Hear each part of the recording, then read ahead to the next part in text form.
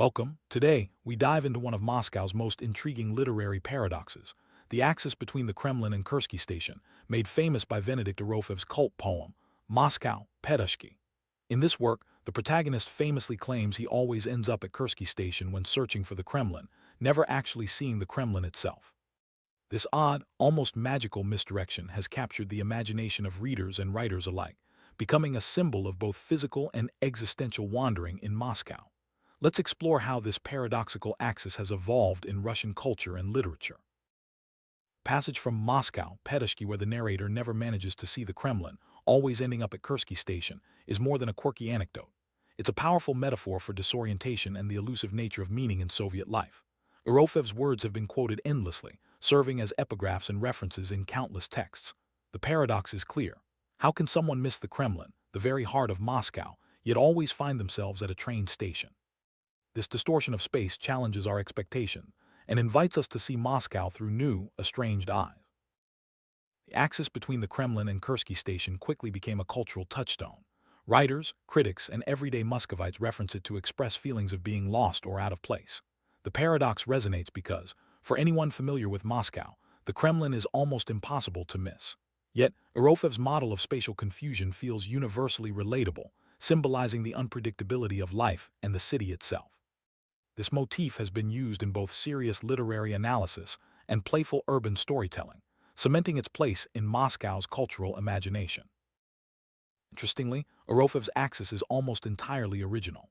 Literary commentators have searched for earlier pairings of the Kremlin and Kursky Station, but found none with the same symbolic weight. While both locations appear separately in Russian literature, their combination as a meaningful axis is Erofeev's own invention. This originality has made the motif especially powerful, as it stands apart from more cliched spatial pairings in Russian writing. The axis thus becomes a unique lens through which to view Moscow's geography and psyche. In Erofeev's poem, both the Kremlin and Kursky Station serve as symbolic centers of Moscow, but with very different meanings. Kursky Station represents hope and the possibility of escape, as it's the departure point for the protagonist's journey to the idyllic Petushki. The Kremlin, on the other hand, is associated with fate and ultimately doom. The protagonist's inability to see the Kremlin until the tragic end of his journey adds a layer of fatalism to the narrative. This duality enriches the poem's spatial and emotional landscape. While Erofeev's axis is often described as an opposition, it's more complex than that. In some parts of the poem, the two locations function almost as synonyms, both representing different facets of Moscow's center.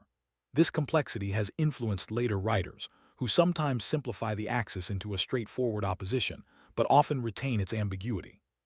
The motif's flexibility allows it to be adapted for different narrative purposes, from expressing confusion to highlighting the city's multifaceted nature.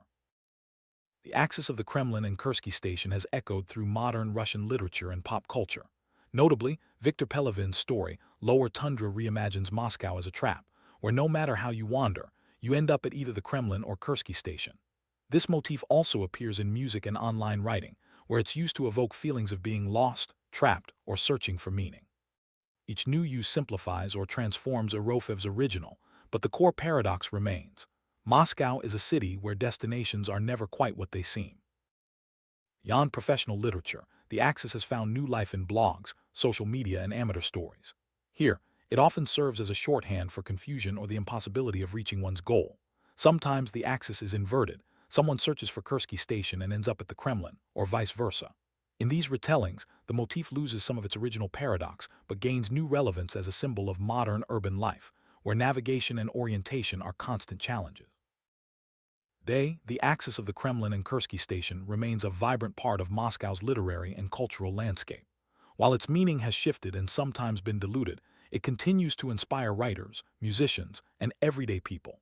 Whether as a metaphor for existential searching or a playful nod to Moscow's geography, this axis endures. Its future depends on how new generations reinterpret and reinvent it, but its origins in Erofeev's paradoxical vision ensure it will remain a unique and powerful symbol of the Russian capital.